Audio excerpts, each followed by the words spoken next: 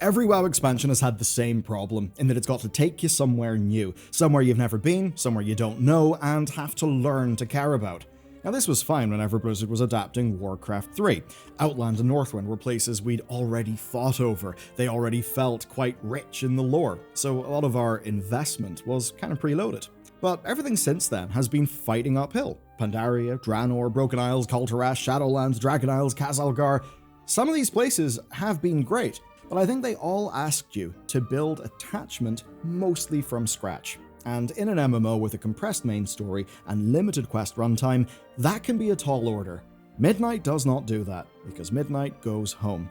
And what this expansion gets from that is absolutely huge. Now, I've leveled from 80 to 90, I've played every zone of course, I've made a start into the end game, so here's where I've landed thus far with this expansion in these early days.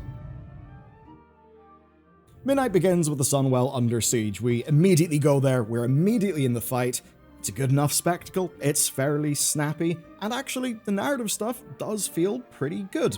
The light wielders are there pouring everything that they've got into the Sunwell to hold the Void at bay, which is a clean narrative move because with the Army of the Light, the cavalry, the reinforcements being pinned down, when you then have to spread out and go through the zones, it does actually feel like there's a good sense of urgency, because that crisis is always ticking over back at the Sunwell.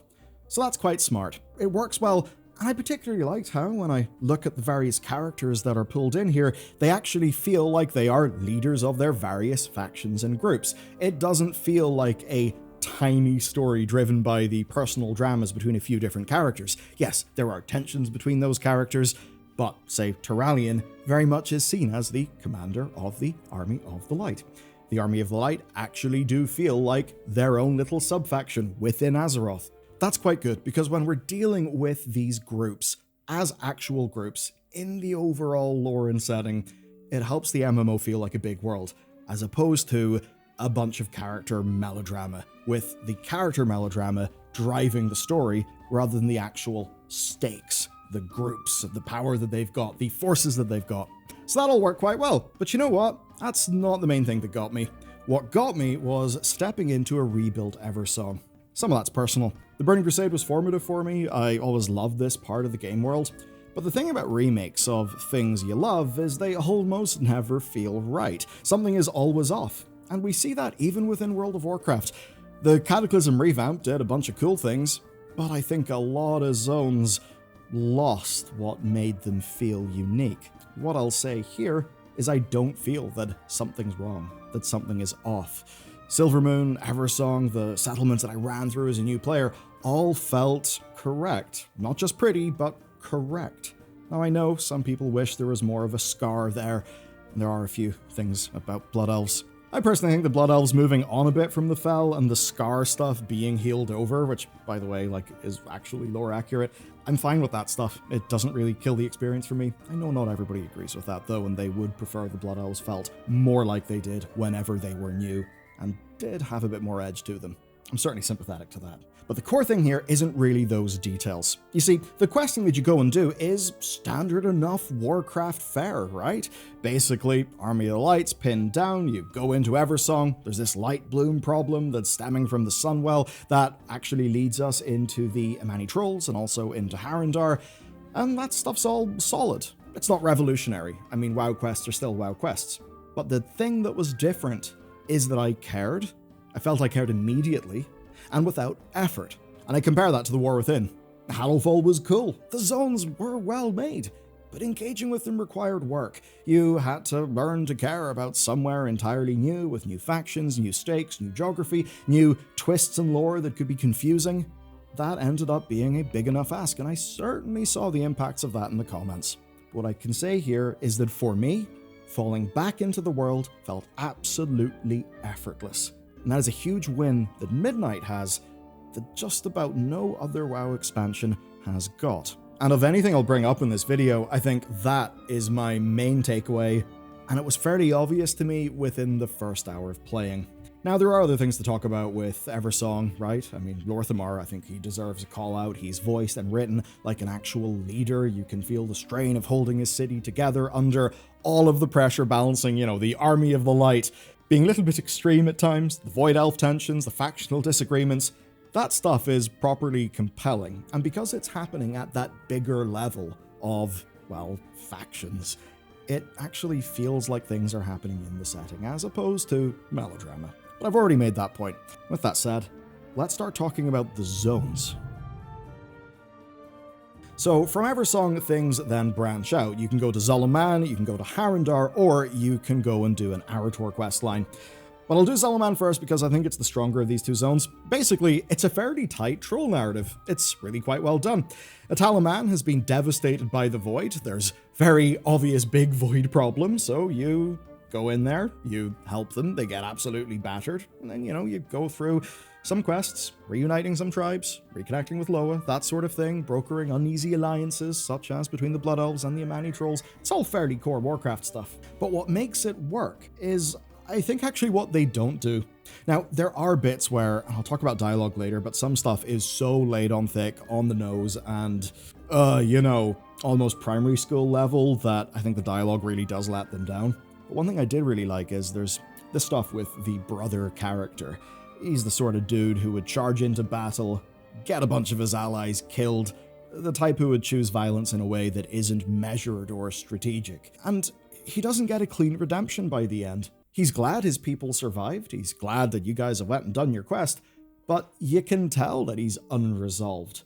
And you think, well, maybe he'll turn out good, maybe he won't, maybe he'll be a problem. I just like how Blizzard left that thread hanging with him, rather than tying it off in a cheesy bow where everyone learns their lesson and has a big hug at the end, because that kind of stuff does get fairly tiresome. As for the rest of things, well, the zone is gorgeous. The just hewn stonework of the old troll temples is an absolute standout, so absolutely nailed the brief. I will note that there is some of the dialogue between Liadrin and the trolls that just comes off a little bit weird to me. I don't want to say it's like a bunch of well-meaning people have accidentally went and done a bit of a Noble Savages sort of trope in how they've done the story, but I just think the dialogue was painting with primary colors so much that I think a lot of nuance that really would have served the story well just wasn't really able to shine through. Now, thankfully, there's a lot of great stuff in the side quests here, and I think what Blizzard was trying to do was well-meaning, just their handling of dialogue wasn't great, and that is going to be a running theme throughout this video. Now, Harandar is a little bit of a dip for me. It's a zone that was clearly reworked from the War Within, and I think you can feel that. There's just something about it. The Haranir still do feel a bit pulled from a hat. And what I think is weird about the Haranir is there are ways to make them feel way more natural within the lore and, within the setting. You can talk about dark trolls at the Well of Eternity. You can kind of look at all the migration patterns in Warcraft Chronicle, and I think all of that lore is actually fairly cool. And a bunch of the lore that they've made for the Haranir, I think, is also really quite strong. It's just that Blizzard kind of had existing races and lore that I think could have served the same purpose.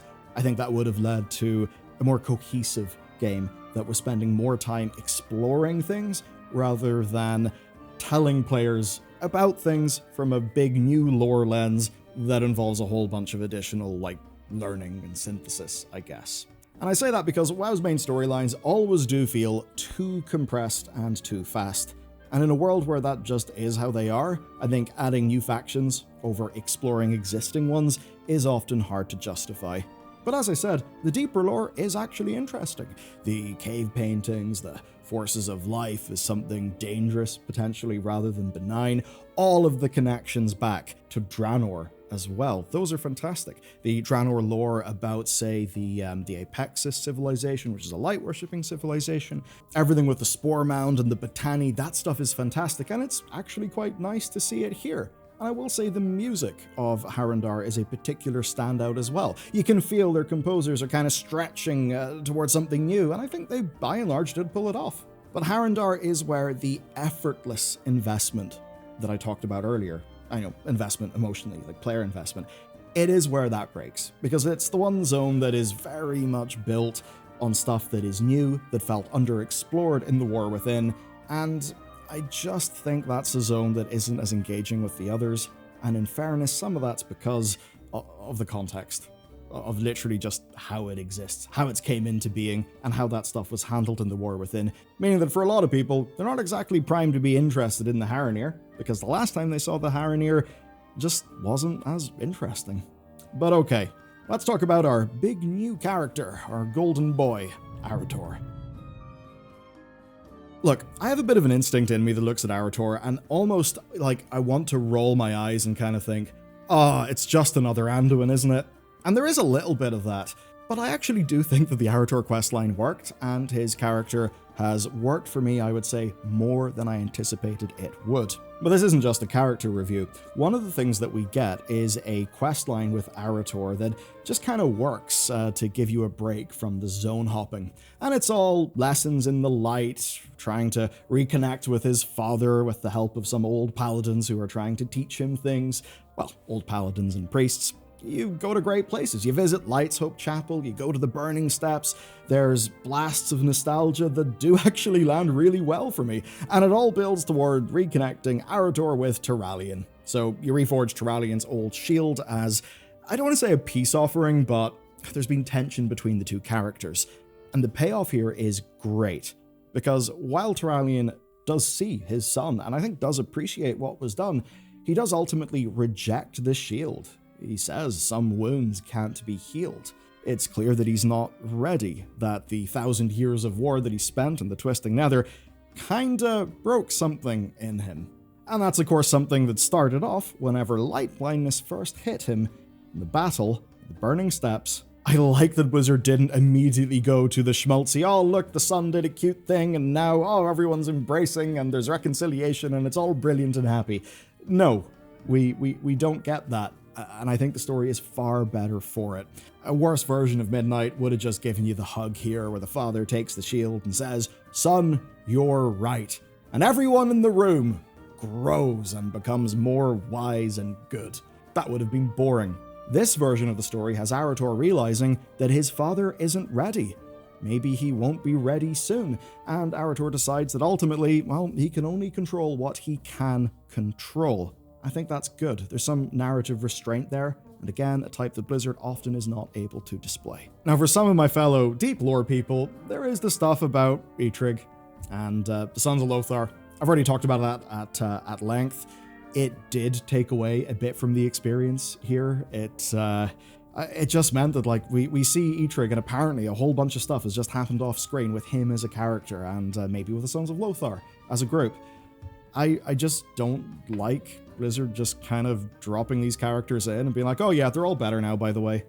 That still does grate me, but it doesn't take away from the other aspects of this that I did actually like. And I think it all works especially well because it's interwoven with lots of little scenes and vignettes of the Army of the Light maybe not being the best guests.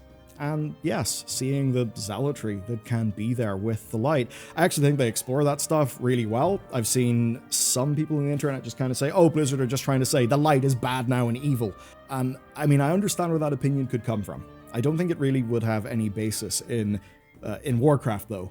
We've always had the likes of the Scarlet Crusade, who have always been treated as very much villainous and misguided.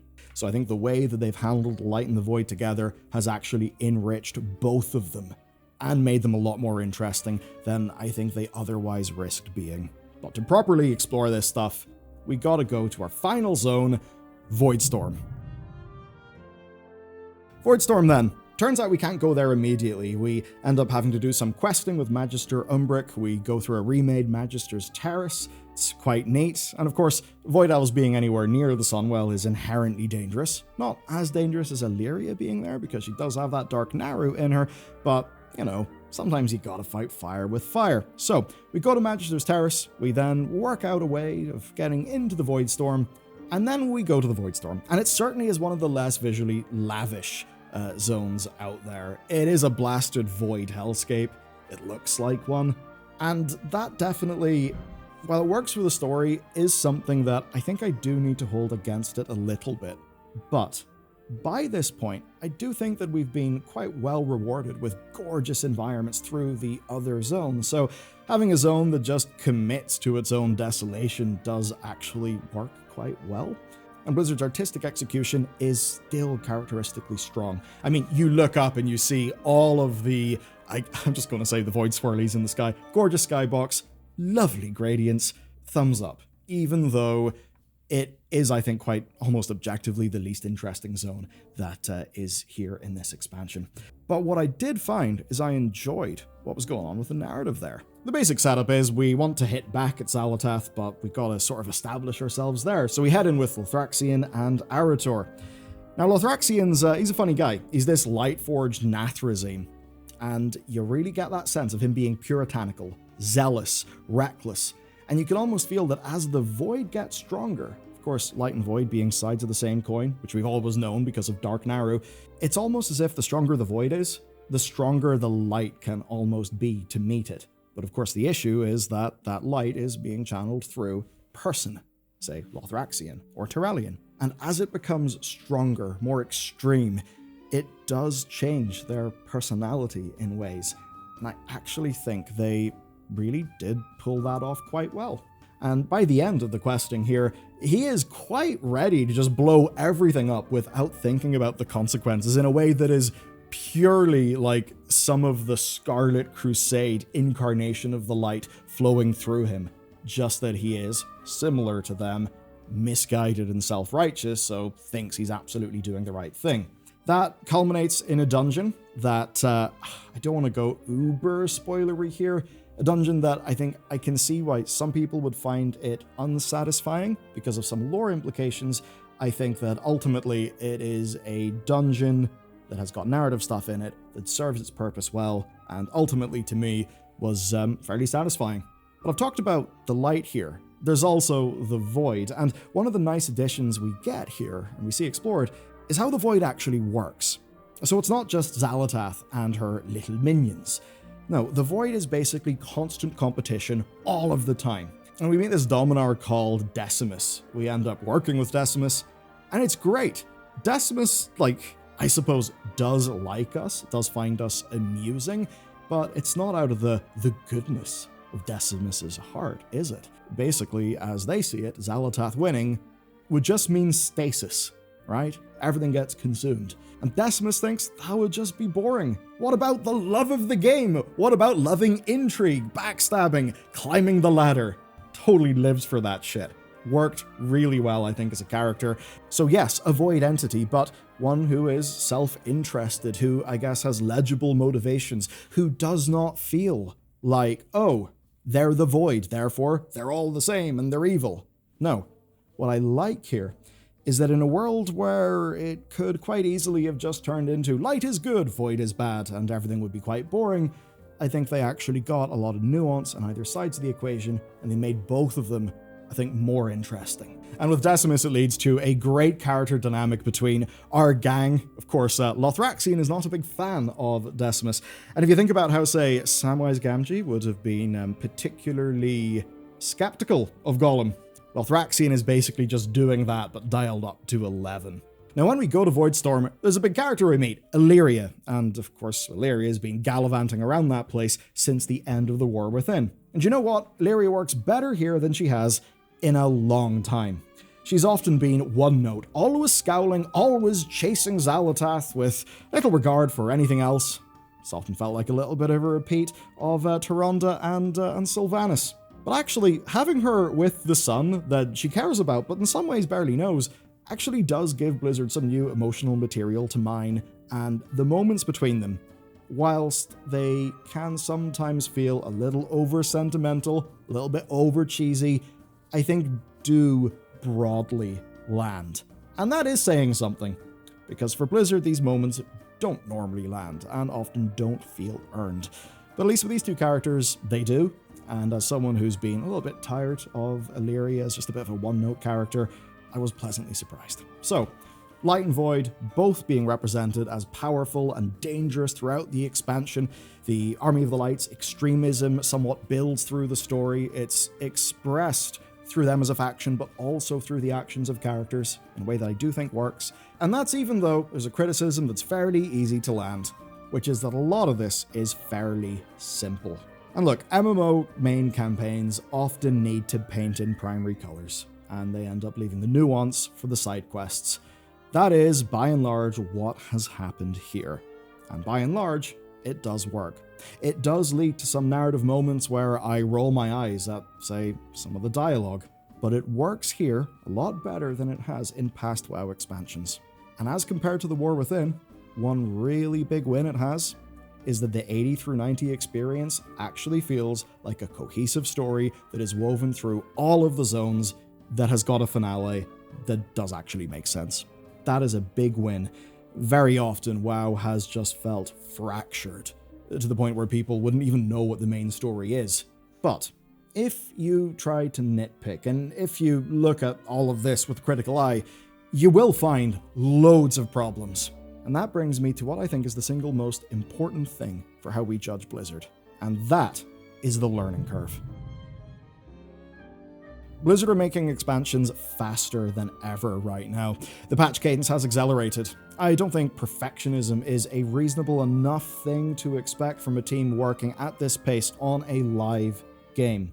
Because the thing about MMOs is that if you're too perfectionist about your content, a lot of your players will have just wandered off to something else, and it'll be very hard to catch them. It is one of those things where quantity can have a quality, but that does make things hard.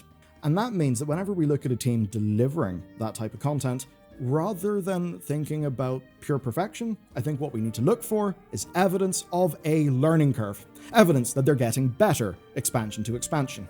And broadly, you can see it here. The story is cohesive. Zone to zone, the threats connect very clearly. The narrative flows. Nothing feels disjointed. That is an improvement over the War Within, where the zones could feel overly separate and stapled together, even though they did have, lower through lines. The pacing encourages side quest exploration in a way that feels natural. I found myself not wanting to rush to level 90. I wanted to be in these places. The art, the level design, the world design were all absolutely outstanding, as they almost always are. The music is particularly strong this expansion as well. There are lots of nice little systems, like, say, the new transmog system.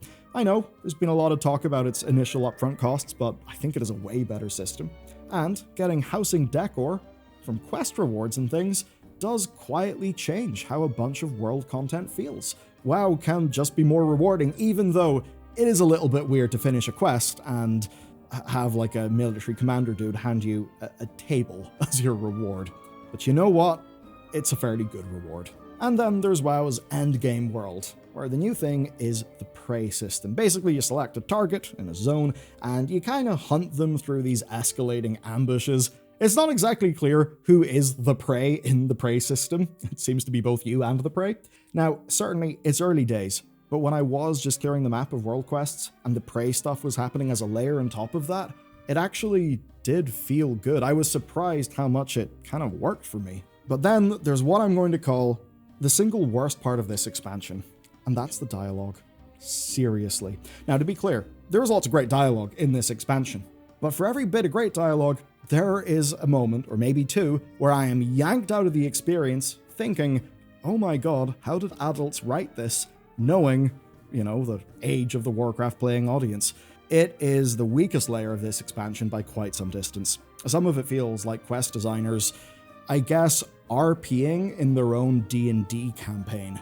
It's earnest, at times it's charming, but it's just not the level that I would expect for an IP like this. To take the character of Arator, he reads like he's 18 years old, not 40-something. There are exchanges that should carry real weight, but they land at an almost children's show register. Perhaps another way of saying it is, it often feels written as if they know the player is scrolling TikTok on their phone while they're questing, and, it's like that Netflix thing. You need to constantly restate everything all of the time, and that just means that it's a weak script at many points. And it's frustrating because often the plotting is good and loads of the character arcs work, the emotional beats land.